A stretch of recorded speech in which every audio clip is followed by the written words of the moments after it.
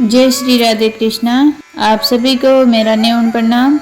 भगवान जम्बू जी द्वारा बताई गई शब्दवाणी में आज हम शब्द नंबर 31 को जानेंगे। भल मूल सिंचो रे प्राणी।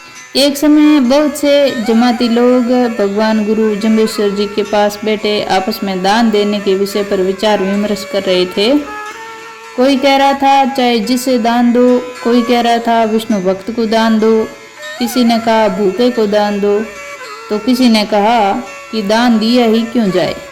आखिर में उन्होंने गुरु महाराज से इस विषय में जानना चाहा।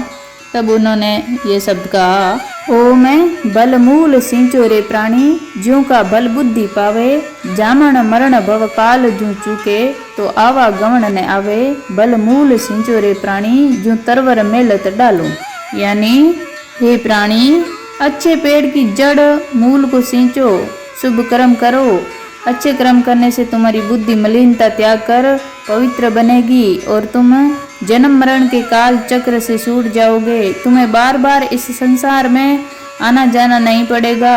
हे प्राणी, यदि तुमने अच्छे पेड़ के मूल को सींचा तो वह पूरा पेड़ हरा भरा हो जाएगा। उसकी टहनियों एवं पत्तों तक तुम्हारा सिंचा जल पहुंच जाएगा। अर्थात यदि तुमने देवों के देव विष्णु भगवान की भक्ति की तो अन्य देवताओं तक तुम्हारी वह सेवा पूजा स्वतः ही पहुंच जाएगी। हरि परि हरि की आन न मानी, जंख्या झूलिया आलूं, देवा सेवा टेव न जानी, न बचा जम कालूं, भूले प्राणी विष्णु ना जप्यो, मूल न खोजो, फिर जोया डालूं, पिन रहनायर हीरे नीरे, नग न सीपे, तके न खोला नालूं।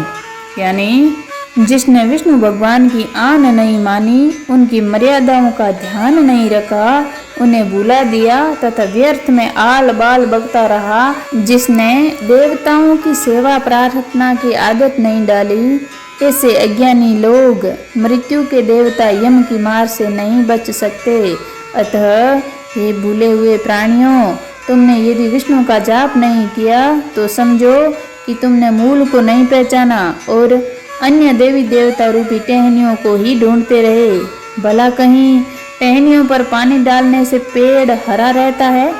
बिना रत्नाकर सागर के अन्य जलाशयों में हीरे नहीं मिल सकते। खालों नालों के पानी में सीप तथा मोती नहीं मिला करते। इसी प्रकार विष्णु रूप रत्नाकर सागर को छोड़ यदि अन्य देवी देवता रूपी खालों नालों में भटकते रहे तो वहाँ न ज्ञान का मोती मिलेगा और न मुक्ति का रतन। चलन चलनते बास बसंते, जीव जीवंते सास फुरंते, काया निवंती, काय रे प्राणी विष्णु ने घाती बालूं, घड़ी घटंतर पहर पटंतर, रात दिनंतर मास पकंतर, क्षण ओलर बा कालूं, मीठा झूठा मोह बिटपण, मकर समाया जालूं।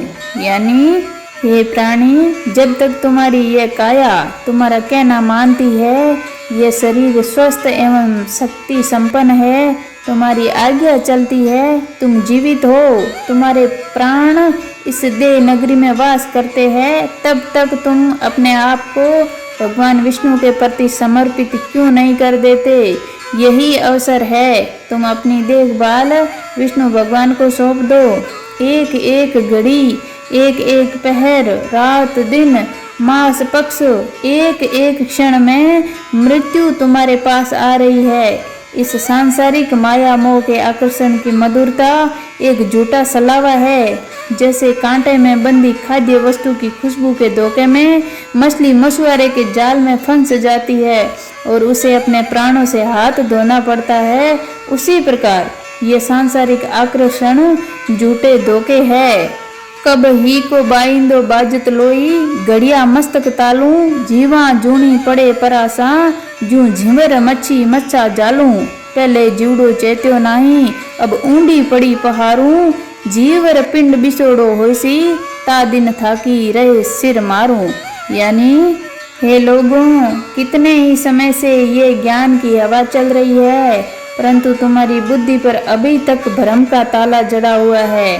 तुम्हारी सांस निरंतर चल रही है, सांस सांस के साथ आयु घट रही है, परंतु तुमने अपनी बुद्धि को इस सच्चाई से विमुख बना रखा है।